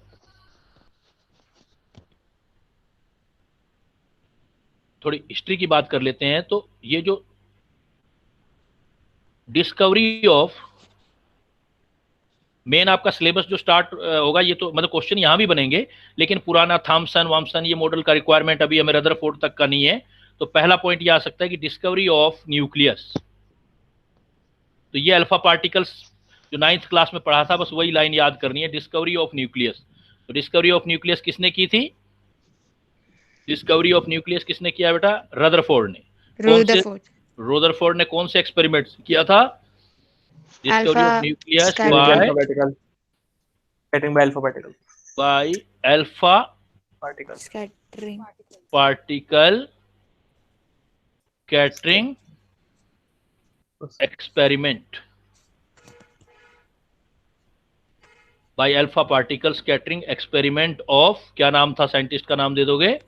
Rutherford. रदरफोर्ड। तो आपसे पूछा जाएगा रदरफोर्ड का डिस्कवरी किसने, न्यूक्लियस का डिस्कवरी किसने किया था? क्या नाम दोगे आप? रदरफोर्ड दोगे बेटा। और न्यूक्लियस को हम किसी भी एटम का नोडल पॉइंट भी बोलते हैं। Nodal, it is also known as nodal point of atom. Nodal point of atom याद होगा थोड़ा सा बेटा आपको कि उसमें क्या था? गोल्ड का फॉइल था, अल्फा पार्टिकल थे, तो most of alpha particle cross हो गए थे ऐसे, है ना? Most of alpha particle cross कर गए थे because alpha particle positive particle है, तो पॉजिटिव को पॉजिटिव चीज ही रिपेल कर सकती है और कोई चीज रिपेल नहीं कर सकती। और न्यूक्लियस में प्रोटॉन पॉजिटिव होते हैं, तो जैसे जैसे प्रोटॉन के पास आते गए पार्टिकल तो डिफ्लेक्ट होते गए, फिर डिफ्लेक्ट होने लग गए ऐसे रिपेल होकर के। और जो बिल्कुल सामने न्यूक्लियस के आया, पॉजिटिव पॉजिटिव के सामने आया तो वापस ही घूम गया, वो बिल्कुल वापस आया तो वापस चला गया। इसमें पॉइंट ध्यान रखना है, मैथमेटिक्स के पॉइंट के हिसाब से अगर सीधा क्रॉस हो जाएगा बेटा, एंगल ऐसे देखा जाएगा। एंगल जो है, जैसे ये एंगल जहां से आया है उसी डायरेक्शन में जा रहा है तो उसको हम 0 डिग्री एंगल बोलेंगे। और जहां से आया है वापस मूव किया है तो इसको 180 डिग्री बोलेंगे। मैथमेटिकली थोड़ा ध्यान रखना है इस बात को। आ करके अगर वापस जाएगा, मतलब अगर सीधा ऐसे जा रहा है तो 0 डिग्री एंगल, और आके फिर वापस घूम रहा है ऐसे किसी चीज से टकरा के वापस घूम रहा है, देन हम कहेंगे 180 डिग्री एंगल। तो 180 डिग्री एंगल पर जो थे वो स्मॉल पार्टिकल थे, बहुत कम पार्टिकल था। तो नंबर ऑफ अल्फा पार्टिकल जो उसने निकाला था तो आपने देखा था वेरी स्मॉल पार्टिकल थे यहाँ पर 180 डिग्री पर। तो इसका मतलब बेटा ये एंगल कितने डिग्री का लोगे आप? ये एंगल जो होगा ये बड़ा होगा, या जो ये एंगल होगा ये बड़ा होगा? ये एंगल बड़ा होगा, ये एंगल बड़ा होगा, क्योंकि इसको 0 ले रहे हो आप, इसको 0 1 ले रहे हो तो फर्स्ट वन ये वाला ज्यादा होगा, क्योंकि वापस लौट आएगा तो 180 का होगा। तो इससे आप क्या निकाल सकते हो? नंबर ऑफ डिफ्लेक्टेड पार्टिकल, कितने पार्टिकल किस एंगल पर जा रहे हैं वो निकाल सकते हो आप।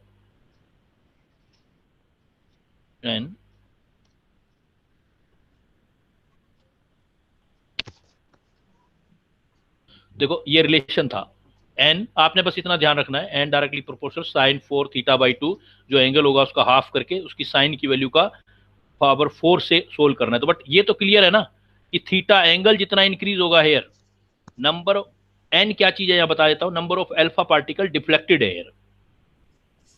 Hair. What is the n?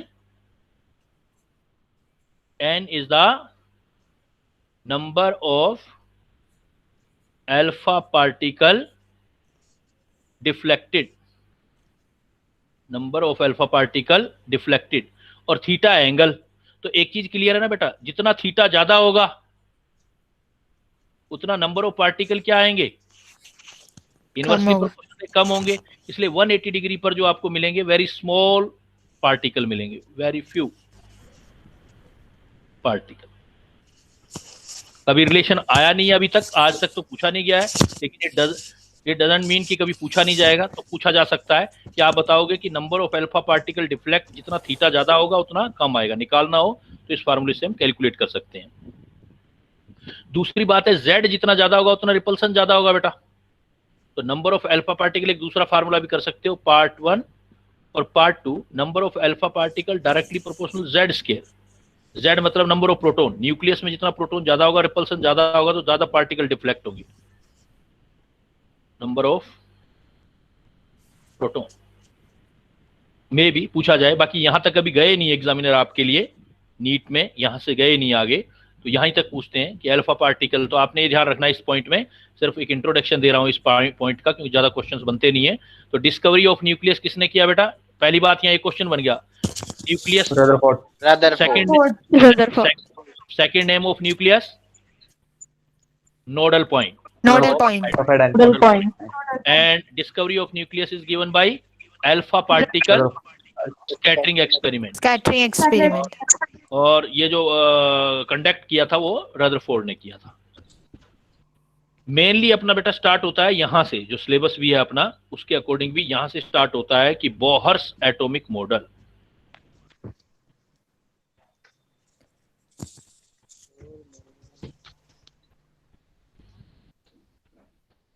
या बोहर्स एटॉमिक स्ट्रक्चर, बोहर्स ने क्या बताया कि एटॉमिक स्ट्रक्चर कैसे हो सकता है, उसका मॉडल कैसा था, बोहर्स एटॉमिक स्ट्रक्चर। तो यहाँ बेटा अभी क्या है कि जो बोहर्स ने एटॉमिक स्ट्रक्चर दिया था ये अपने कुछ बेस था पोस्टुलेट्स पर, और वो जो इंस्पायर्ड था वो एक दूसरा साइंटिस्ट था जिसका नाम था प्लैंक। प्लैंक के थ्योरी दी थी प्लैंक ने, उससे वो जो है उसने स्टडी किया उसको, और उसके बेस पर उसको आइडिया आया कि मैं एटम की स्ट्रक्चर डिस्क्राइब कर सकता हूं। तो बोहर एटॉमिक स्ट्रक्चर पूछा जाएगा बेस्ड किस पर है, तो बेस्ड ऑन बोलोगे, based on Planck's theory of quantum. ये नाम याद रखना, आगे चल के पढ़ाऊंगा ये थ्योरी, अभी नाम याद रखना। किस पर बेस्ड था Bohr's atomic structure? Bohr's atomic model जो है, बोहर एटॉमिक मॉडल, बोहर ने एटॉमिक स्ट्रक्चर एक्सप्लेन किया है। और करो बेटा यहां तक।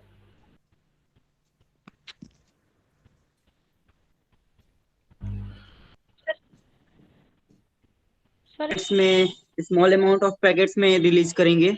हाँ बेटा वो बताऊंगा, पढ़ाऊंगा मैं आपको, वही वाला है, लेकिन अभी आपने सिर्फ पॉइंट ध्यान करना है। हाँ ठीक है बेटा, हटा दूं इसको, अब ऊपर कर दूं। Yes, sir.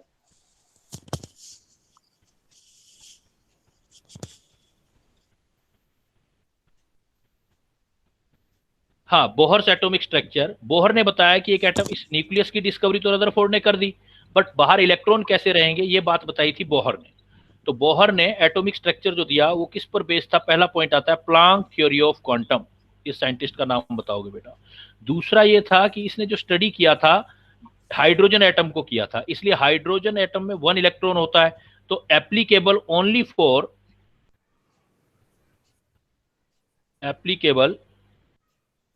For 1 electron system.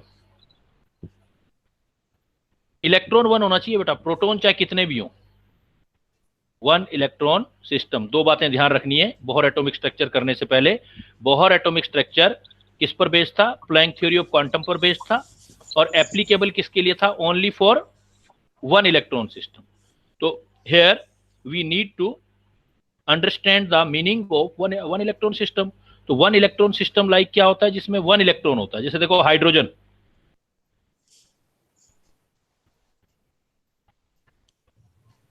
Example of 1 electron system क्या क्या हो सकते हैं? देखो बेटा इलेक्ट्रॉन सिस्टम,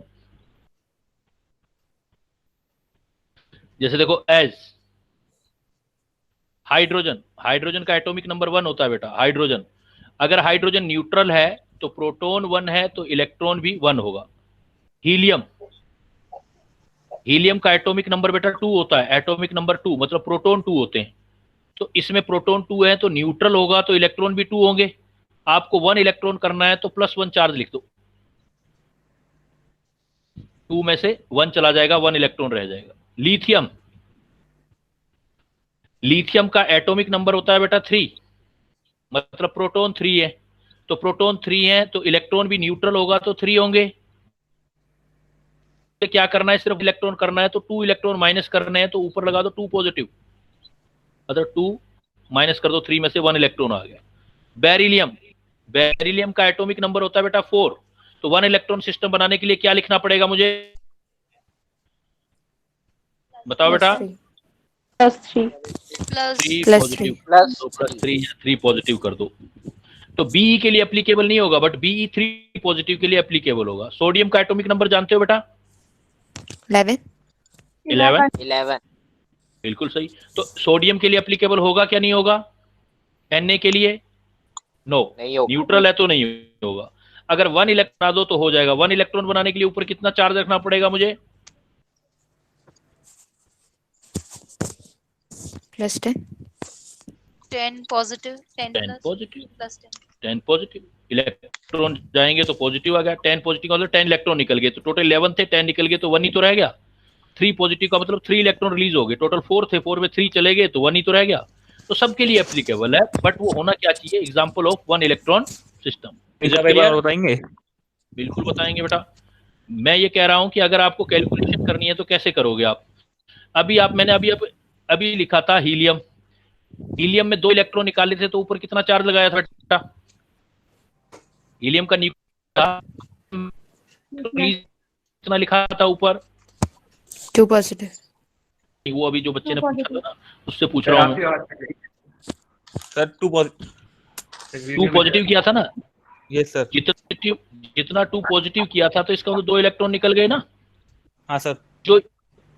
तो 2 निकल गए। और देखोगे किस एटॉमिक नंबर से, हीलियम का एटॉमिक नंबर है हीलियम एटम 2। सर आपकी आवाज कट रही है। को आ रही है? आपका नेट चेक करो। कटती तो सबकी आवाज कटती ना।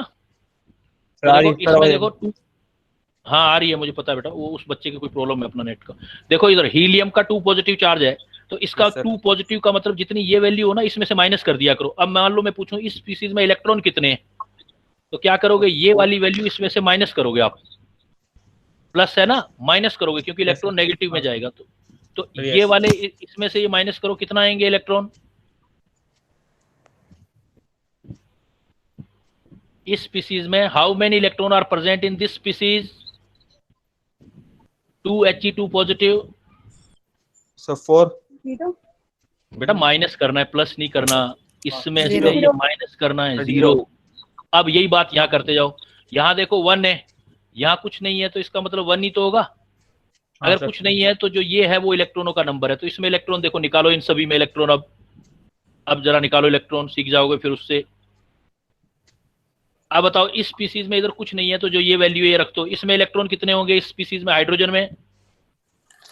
सर 1। गुड। इसमें कितने इलेक्ट्रॉन आएंगे देखो इस स्पीसीज में? 1। बेटा इसमें से ये माइनस कर दो, इतना डिफिकल्ट तो नहीं है। It is not rocket science बेटा। एक इलेक्ट्रॉन निकाल दिया है तो एक इलेक्ट्रॉन 2 थे, इसमें से जितने ये हैं, इसका मतलब ये जो ऊपर वैल्यू लिख रहा हूं +1 का मतलब इतना इलेक्ट्रॉन रिलीज किया हुआ है। ये वाली वैल्यू जो ऊपर जा रही है ना, रिलीजिंग इलेक्ट्रॉन है ये। Sir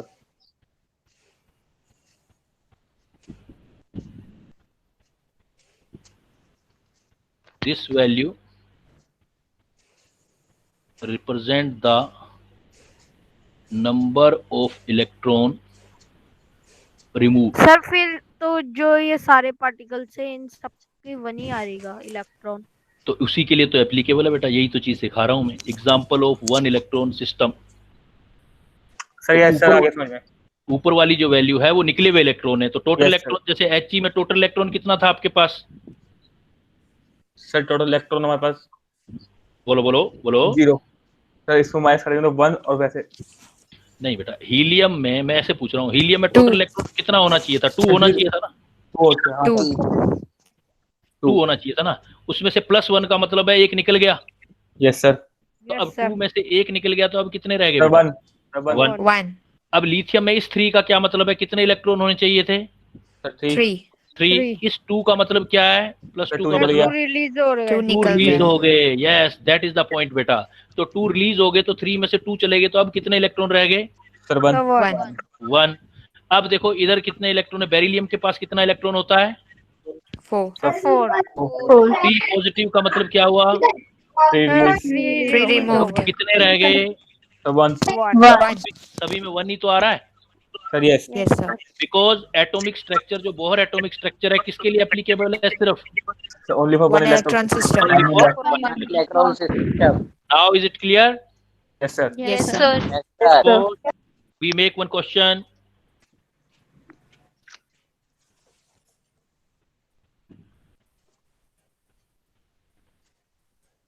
Bohr theory is not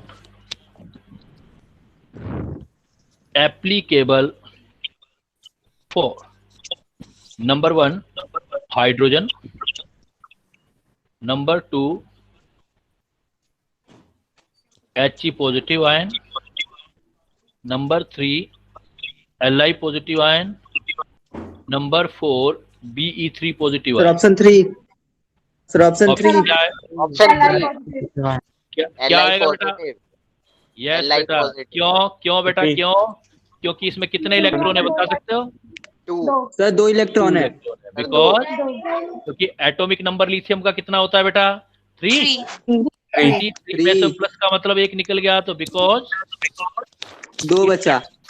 yes ऐसे करना है। It contain 2 electron. कर लोगे बेटा अभी ये वाला क्वेश्चन, इस टाइप वाला? Yes sir. अब बेटा क्या है कि उसने क्या है कि बोहर ने कुछ पोस्टुलेट्स बनाई थी, 9th में भी थोड़ी सी पढ़ी थी आपने। उसने अपनी थ्योरी देने के लिए पोस्टुलेट बताया कि एटॉमिक स्ट्रक्चर को एक्सप्लेन करने के लिए। तो मैं वो आज की क्लास के एंडिंग में बोहर पोस्टुलेट्स लिख रहा हूँ। नेक्स्ट क्लास में ये आपको अच्छी तरीके से याद करके आनी है, Bohr postulates. Excuse me sir, जो ये ऊपर वाला क्वेश्चन है एक बार मुझे एक्सप्लेन करना दोबारा।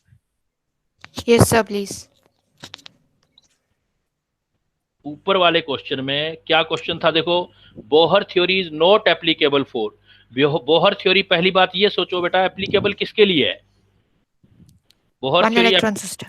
One electron. जिसके पास 1 इलेक्ट्रॉन होगा उसके लिए एप्लीकेबल होगा। Yes, और sir. जिसके पास 1 से ज्यादा या कम इलेक्ट्रॉन होंगे उसके लिए एप्लीकेबल नहीं होगा। देखो ये हाइड्रोजन में कितना इलेक्ट्रॉन होता है? 1। हाइड्रोजन में 1 ही तो होता है, एटॉमिक नंबर 1 है, तो हाइड्रोजन में 1 है तो उसके लिए एप्लीकेबल हो गया, इसमें 1 इलेक्ट्रॉन आ गया। हीलियम में कितना इलेक्ट्रॉन होता है बेटा वैसे नॉर्मली? 2। लेकिन ऊपर पॉजिटिव +1 का मतलब है 1 निकल गया ना, Yes, sir. तो कितना रह गया? 1। सॉरी 1 1 है बेटा। अब लिथियम देखो, Yes, sir. लिथियम का एटॉमिक नंबर कितना होता है? सर 3। 3 +1 है तो इसमें कितने लगे? 2। 1 चला गया, लेकिन रह कितने के लिथियम के पास? 2। 2। तो 2 इसके पास 2 इलेक्ट्रॉन आ गए। बेरिलियम का एटॉमिक नंबर कितना होता है? 4। और 4 में से कितने चले गए? 3 से 1 बचा। 1 बचा। 3 बचेंगे। नहीं 3 बचेंगे नहीं बेटा, 1 बचेगा। बेरिलियम का एटॉमिक नंबर होता है 4। ध्यान से सुनो सभी, गलत सलत बोले जा रहे हो कई बच्चे बीच बीच में ना, गलत बोले जा रहे हो। सुनो पहले बात समझो। बेरिलियम का एटॉमिक नंबर याद करो, जैसे बेरिलियम का 4 एटॉमिक नंबर होता है तो इसमें 4 इलेक्ट्रॉन होने चाहिए। अगर ऊपर कोई चार्ज नहीं है तो 4 ही आते, लेकिन जितना चार्ज है इसका मतलब उतने इलेक्ट्रॉन निकल गए हैं, तो बाकी कितने बचेंगे? तो ऊपर वाला इसमें से माइनस कर दिया करो। तो बेरिलियम का एटॉमिक नंबर कितना है? 4। 3 पॉजिटिव का मतलब अभी ऊपर सिखाया ना, 3 पॉजिटिव का मतलब क्या है? 3 इलेक्ट्रॉन रिलीज हो गए, तो बचे कितने बेरिलियम के पास? 1। इसमें 1 आया, इसमें 1 आया, इसमें 1 आया, तो इन तीनों के लिए तो एप्लीकेबल होगी बोहर थ्योरी। तो नॉट एप्लीकेबल किसके लिए एप्लीकेबल नहीं होगी? लिथियम के। Li पॉजिटिव आयन के लिए। Li पॉजिटिव आयन के लिए एप्लीकेबल नहीं है। क्यों नहीं है Li पॉजिटिव आयन के लिए एप्लीकेबल? सर क्योंकि उसके पास एग्जैक्टली इसके पास 2 इलेक्ट्रॉन है। अगर इसी की जगह Li2 पॉजिटिव होता तो एप्लीकेबल हो जाता बेटा। ये देखो, अगर Li2 पॉजिटिव होता तो एप्लीकेबल हो जाता। क्यों हो जाता है Li2 पॉजिटिव के लिए एप्लीकेबल? थोड़ा और नीचे करना। उसके पास 1 इलेक्ट्रॉन है। बिकॉज उसके पास 1 इलेक्ट्रॉन है। यही तो वजह है कि जिसके पास भी 1 इलेक्ट्रॉन है वो इलेक्ट्रॉन निकालना सीखना है। अब स्कूलिंग में तो बहुत है कि भाई 1 इलेक्ट्रॉन सिस्टम, लेकिन 1 इलेक्ट्रॉन सिस्टम सीखना भी है आपने कंपटीशन के लिए। फिर वो सीखना है कि कैसे देखेंगे 1 इलेक्ट्रॉन सिस्टम कैसे आएगा, 1 इलेक्ट्रॉन सिस्टम कैसे निकालेंगे हम, तो ये चीज आपने सीखनी है। तो इसके लिए मैंने क्या बोला है कि अगर न्यूट्रल है तो जितना एटॉमिक नंबर है उतने इलेक्ट्रॉन होते हैं। और इसके लिए मैंने बहुत अच्छे से किया तो है बेटा ये एग्जांपल। मैंने देखो कितना इसको ड्राइंग करके और बड़ा टाइम लेके मैंने बताई ये बेसिक सी चीज। ये देखो अगेन मैं आता हूं यहाँ पर। ये देखो, ये जो मैंने आपको हीलियम वाला पार्ट बताया था, मैंने कहा था हीलियम क्या होता है। ये देखो आप, ये न्यूट्रल हीलियम था। न्यूट्रल हीलियम का सिंबल क्या था? देखो बेटा आप सिंबल, हीलियम में 2 प्रोटॉन और 2 प्रोटॉन और 2 न्यूट्रॉन थे। ये 2 प्रोटॉन 2 न्यूट्रॉन। न्यूट्रल होगा तो जितने प्रोटॉन होंगे उतने इलेक्ट्रॉन भी हैं। देखो 2 प्रोटॉन 2 न्यूट्रॉन, जितने प्रोटॉन उतने इलेक्ट्रॉन। अब मैंने कहा था ये दोनों इलेक्ट्रॉन निकाल दो, बाहर निकाल दिए, -2 इलेक्ट्रॉन कर दिए थे हमने, ये देखो, तो 2 इलेक्ट्रॉन निकाले थे तो ऊपर चार्ज कितना लगा दिया था हमने, +2 लगाया था ना, +2। तो जितने इलेक्ट्रॉन निकाल देते हो उतना +2 चार्ज है, तो सिंबल तभी तो ये बनाया था हमने 2He4, इधर 2 पॉजिटिव। अब देखो इस चीज में इलेक्ट्रॉन निकालो कितने होंगे, अल्फा पार्टिकल में इलेक्ट्रॉन कितने होते हैं,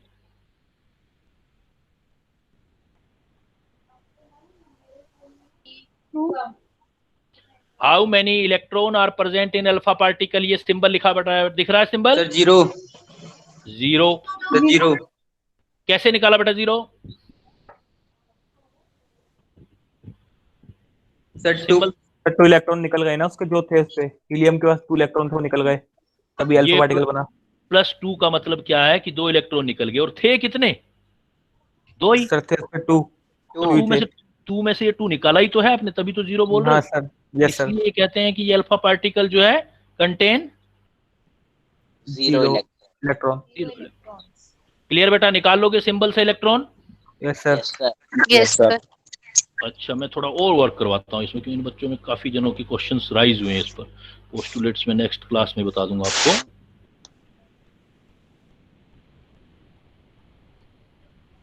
बहुत पोस्टुलेट्स कर लेंगे हम, मुझे आप थोड़ा सा इसमें बताओ। आप बेटा कार्बन का एटॉमिक नंबर जानते हो, कार्बन नहीं, मास नंबर 12 होता है बेटा,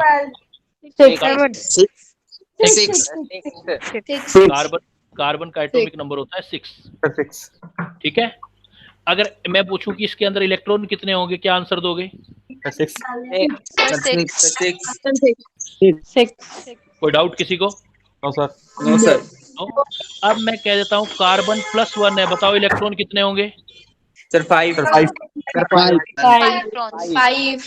होंगे, क्योंकि न्यूट्रल होता तो कितने होते, 6 +1 का मतलब है एक कम हो गया, तो इसका मतलब जितना ये प्लस चार्ज होता है उतने कम कर दिया करो, तो 6 में से 1 चला गया, इसका मतलब कितने इलेक्ट्रॉन आ गए, 5। मैं आपको कह दूं कार्बन 2 पॉजिटिव है, इलेक्ट्रॉन बताओ कितने हैं, 4 6 में से, इसका मतलब ये 2 चलेगी, +2 है लेकिन प्लस नहीं करना है क्योंकि इलेक्ट्रॉन तो माइनस होता है ना, तो माइनस इलेक्ट्रॉन हुए तो 2 कर देंगे, -2, 4 इलेक्ट्रॉन। समझ आ गई बात आपको, यस सर। अगर मैं आपको बोलूं नाइट्रोजन का एटॉमिक नंबर 7 होता है, तो इलेक्ट्रॉन कितने होंगे नाइट्रोजन में, 7, ठीक है। बस ये ध्यान रखना, आपके ऊपर पॉजिटिव होता है तो इसका मतलब कम करने होते हैं इलेक्ट्रॉन, नेगेटिव हो तो प्लस कर देना, बढ़ा देना। अगर नाइट्रोजन में E7 है सपोज, अब मैं आपको बेटा एक बात बोलता हूं, ध्यान से देना आंसर, अगर मैं कह दूं N पॉजिटिव है तो कितने इलेक्ट्रॉन होंगे, 6 क्योंकि जो पॉजिटिव होता है तो इलेक्ट्रॉन निकालने के लिए क्या करते हैं हम, माइनस करते हैं, +1 है तो हमने -1 कर दिया, कितने इलेक्ट्रॉन आ गए, 6। अगर मैं कह दूं आपको N3 पॉजिटिव है तो कितने इलेक्ट्रॉन होंगे, 4 7 - 3 4। अगर मैं आपको कह दूं N3 नेगेटिव है, कितने इलेक्ट्रॉन होंगे, सर 10। वेरी गुड बेटा, मजा आ गया। अब देखो 7, क्योंकि ये नेगेटिव है तो नेगेटिव है तो अब क्या करोगे, प्लस इलेक्ट्रॉन कर दो, प्लस हो जाएगा। अगर नेगेटिव होता है तो ऐड करते हैं इलेक्ट्रॉन निकालने के लिए, पॉजिटिव होता है तो माइनस करते हैं। मैं जैसे आपको कह दूं कि ऑक्सीजन का एटॉमिक नंबर होता है 8, ऑक्सीजन का एटॉमिक नंबर 8, बताओ इलेक्ट्रॉन कितने होंगे इसमें, 8 ना प्लस है ना माइनस है तो उतने ही होंगे ना, 8। अब मैं कह दूं O2 पॉजिटिव, कितने इलेक्ट्रॉन होंगे बेटा, 6। मैं कह देता हूं O2 नेगेटिव होंगे, कितने इलेक्ट्रॉन होंगे, 10। आ गई बात सभी को समझ, यस सर, क्लियर है, निकाल लोगे अब इलेक्ट्रॉन, यस सर। तो जो हमारे पास बोहर थ्योरी है वो किसके लिए एप्लीकेबल है बेटा, only 1 electron. It's okay. So at the and I am again जो आपको पढ़ाया है उसको मैं रिवाइज करवाने जा रहा हूं। सबसे पहले मैंने आपको बताया बेटा आज के चैप्टर में introduction of topic atomic structure, तो हमने किया कि मैटर के लिए हम 2 वर्ड यूज करते हैं, मॉलिक्यूल और atom. Smallest particle which exist in the atmosphere is known as molecule and which take parts in a chemical reaction is known as atom. Clear? First point ये था। Second part हमारा था mind में सोचते जाया करो, देखो हम जोड़ते जाएंगे चीजें। कंपोजिशन ऑफ एन एटम, एक एटम किस किस का बना होता है, फंडामेंटल पार्टिकल क्या होते हैं। तो कंपोजिशन ऑफ एटम में देखो वेरी सिंपल, बहुत छोटी क्लासेस से for very beginning you know कि भाई जो बीच में पार्ट होता है न्यूक्लियस होता है, इसको न्यूडल पॉइंट भी बोलते हैं, इसके अंदर वाले पार्टिकल को न्यूक्लियन बोलते हैं, बाहर इलेक्ट्रॉन होते हैं। And now I am asking from you what is the size of nucleus. It is important, it is very indispensable. What is the size of nucleus? One Fermi. One Fermi. And what is the size of atom? 1 angstrom. 1 angstrom. Clear? 10 की power minus 10 meter. Minus 10 meter. It's okay. And next thing is this, which is must for you. You need to learn the symbol of electron, proton, neutron, and alpha particle. कौन से वाला? वही वाला, जैसे electron के ऊपर 0 लिखोगे, नीचे 1 लिखोगे, -1। प्रोटॉन ऊपर भी 1 लिखोगे, नीचे भी 1 लिखोगे। न्यूट्रॉन ऊपर 1 लिखोगे, नीचे 0 लिखोगे। और very indispensable, what is the alpha particle? तो I told you alpha particle is the hydrogen atom. helium of hydrogen atom. It doesn't contain electron, it doesn't contain electron, है ना। तो बट अब क्या, अल्फा पार्टिकल का proton से comparison काफी important है। फिर अल्फा पार्टिकल जो है प्रोटॉन के मास का 4 टाइम होता है, चार्ज का 2 टाइम होता है। तो मैंने आपसे चार्ज टू मास रेशियो का एक इंक्रीजिंग ऑर्डर निकलवाया था, बता दो जल्दी से। Charge to mass ratio, electron, proton, neutron और अल्फा पार्टिकल, सबसे कम किसका था? न्यूट्रॉन। उसके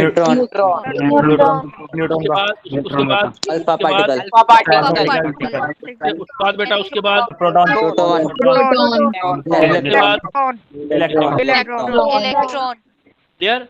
इसके बाद मैंने बताया कि अल्फा पार्टिकल इसलिए पढ़ाया क्योंकि अल्फा पार्टिकल स्कैटरिंग एक्सपेरिमेंट किया था रदरफोर्ड ने, किसकी डिस्कवरी करने के लिए? न्यूक्लियस की। डिस्कवरी ऑफ न्यूक्लियस का जो क्रेडिट जाता है वो गोज टू नेक्स्ट। फिर मैंने आपको बताया था कि भाई यहाँ तक तो न्यूक्लियस की डिस्कवरी तो रदरफोर्ड ने कर दी थी एटम में, हिस्ट्री में। फिर उसके बाहर इलेक्ट्रॉन होते हैं, तो सबसे पहले एक इलेक्ट्रॉन के बारे में बात की थी कि अगर बाहर एक ही इलेक्ट्रॉन हो, तो वो थ्योरी किसने दी 1 इलेक्ट्रॉन सिस्टम के लिए? बोहर ने, जिसका मैंने सिर्फ स्टार्ट किया था। और बोहर ने अपनी थ्योरी का आइडिया किस थ्योरी से लिया है? और Bohr theory is applicable for 1 electron. और इलेक्ट्रॉन कैसे निकालते हैं? जितने प्रोटॉन होते हैं, न्यूट्रल है तो उतने इलेक्ट्रॉन, अगर पॉजिटिव चार्ज है तो माइनस कर देना, नेगेटिव चार्ज हो तो प्लस। क्लियर बेटा? Have you any doubt? अब हम सर एक्सक्यूज हाँ मी बेटा सर। बोलो। हाँ बोलो। सर न्यूक्लियस को नोडल बोलते हैं। Nodal point. Okay sir. Nodal point. Nucleus is known as nodal point, and nucleons are proton and neutron. ठीक है बेटा? Yes sir. So now I am going to leave. See you very soon for next lesson बेटा। लेकिन आपने अभी क्या है, 1-2 में तो DPP नहीं दूंगा, फिर उसके बाद आपने होमवर्क जरूर करना है बेटा, है ना? Okay sir. Okay. Bye till the next class. Okay, thank you. Thank you sir. Thank you बेटा।